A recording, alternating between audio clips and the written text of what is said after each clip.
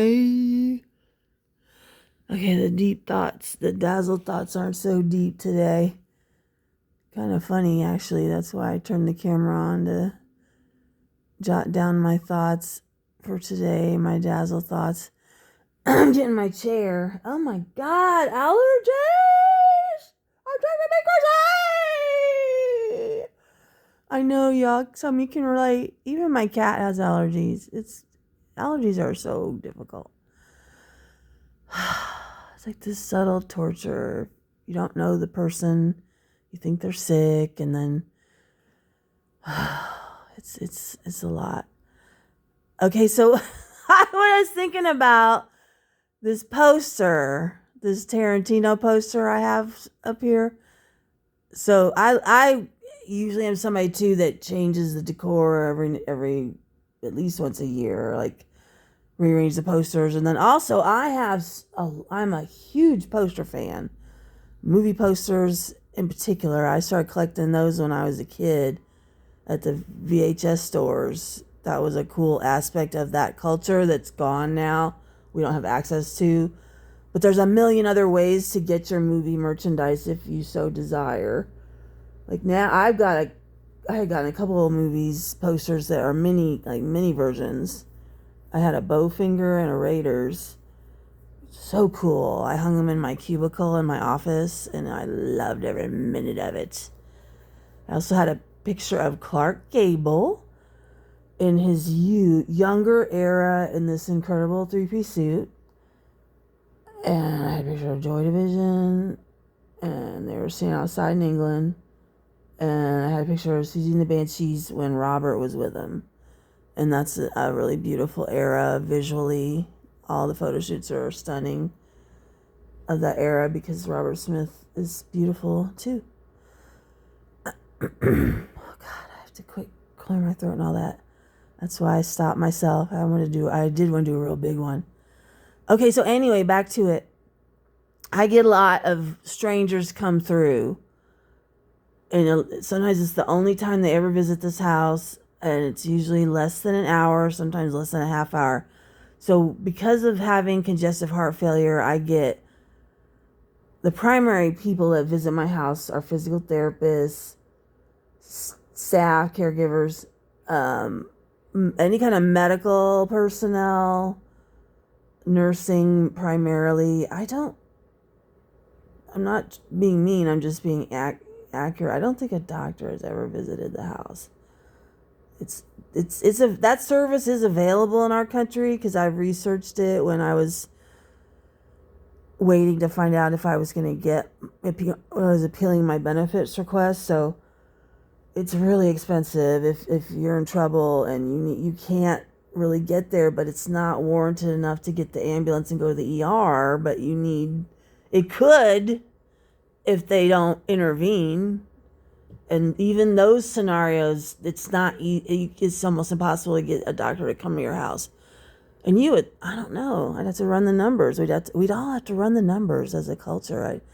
Is that more expensive to shift to that kind of format, that design? When you're sick and you're homebound, it's best to just have a doctor come to you than to try to because you're dealing with a lot more provider services just to get out of the house to go to the doctor. So anyway, that's one of the reasons they all come in the house. So Martin inspects them all. They got to pass the Martin test. Most people pass because he's so damn charming, but we've had some really abysmal failures of people.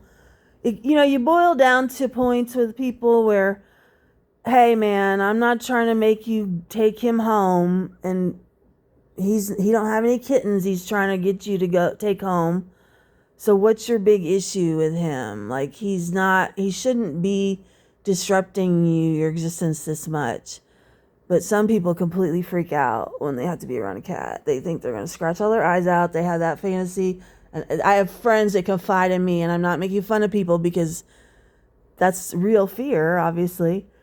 But that's what people tell me. My friends that are afraid of cats, more than one says that. So when people come in and everything, they look around because I had a guy that told me he was a preacher come in the other day. He was bringing me something, and while we were chit chatting, he felt the need to let me know. Yeah, and that was why I'm laughing. The man walked in my house. He was nice. He helped me with some large beverage cases. Like, I like to get water, large amounts of water at once because it's cheaper, and then I have to deal with it for a while. And so he's helping me get that in the house because I'm in the wheelchair. I can't just walk to the door and lean over and pick something else up with no adaptive equipment. If I try to do that, that could be really dangerous. So I don't have the muscle strength, the heart stamina to lift heavy objects like that and move them from A to B. So that's where you need your adaptive equipment. It's such a beautiful thing. And nice people like this preacher.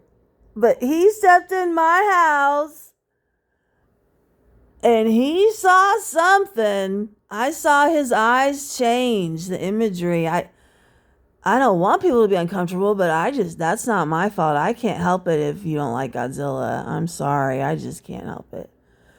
But then there's Brad, beautiful Brad, and this Tarantino picture. That's a brilliantly designed. I'm not saying he designed it, but it's a brilliantly designed movie poster. And this is a fan of movie posters here. I'm clearly the big daddy of movie posters in my universe is next to Brad. But yeah, good old Brad. If you walk in this house and you don't know what you're looking at, because there's a population in America that does not watch Tarantino movies by choice, or they just didn't even know who he was. So there's all kinds of subcultures in this country besides the goth and punks. It's a lot of, and it's all the way, the subculture different groups thing that's what America's all about. I don't need to tell you. But yeah, so you walk in the house and you don't know your World War II imagery and symbolism and uniforms and stuff. I look at it sometimes and think, man, that kind of looks like a freaking Nazi poster. Like, what is that? If you don't know what you're looking at. Because the uniforms were kind of color scheme and all that. If you're not a pro, only historians are going to note the different subtle symbol differences. And that's probably why the Nazis are always cited as the Darth Vaders of historical fashion because of that look they customized with their uniforms and popped out from what most countries historically wear, their military uniforms. So at that period, in that war, things look similar. And then you can't even see it from here. You have to be up on the poster to see the symbol that, oh no, that's an American hat he's got. It's not a Nazi hat. There ain't no, the only fucking swastikas that might be on that poster are the ones under his goddamn feet. And that's how it should be, damn it. So the other imagery of it all, if that doesn't freak you out, and you're a World War II fan and you understand the fascination of that historically for historians of that time period, it's a exciting time period to study. He's standing on a pile of the bones of his enemies he just vanquished. So Brad's had a hard day of vanquishing. He got them scalps. I want my scalps, and I'm going to get my scalps. Sound good? Can you tell I love that character? Lieutenant Aldo Rain. I didn't come here from the goddamn Tennessee mountains to drop in an airplane and kiss a Nazi's ass. I'm paraphrasing, but that was a genius character. So yeah, I'm sorry, caregivers. I know you're here to just help me. But don't take my imagery and symbolism and art so seriously in my home. Every piece you see in my home of a picture or a piece of a beautiful image or art or whatever, there's a story behind everything I have, why I have it, because I always am struggling with objects. I'll go through periods. When I was young, I used to go periods of life where I would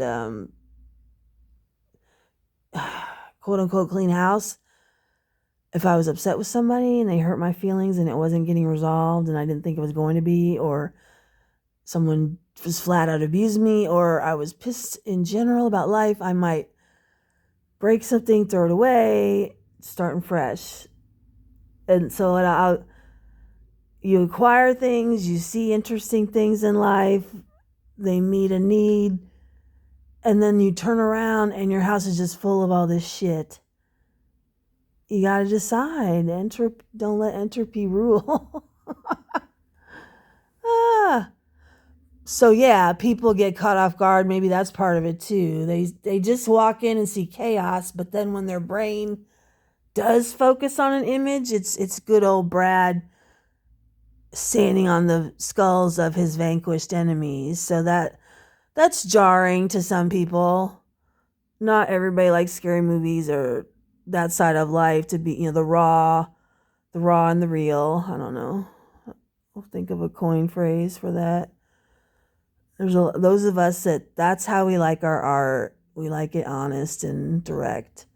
We don't mind if it makes us think or even makes us uncomfortable a little bit. That's how we like our art, and we're just as okay as everybody else. People come down a little too hard on the horror movie people, damn it. Shout out to them. Have a good weekend. Oh, it's not. It feels like Friday already. It's already been a crazy week. It's only halfway through. Blah!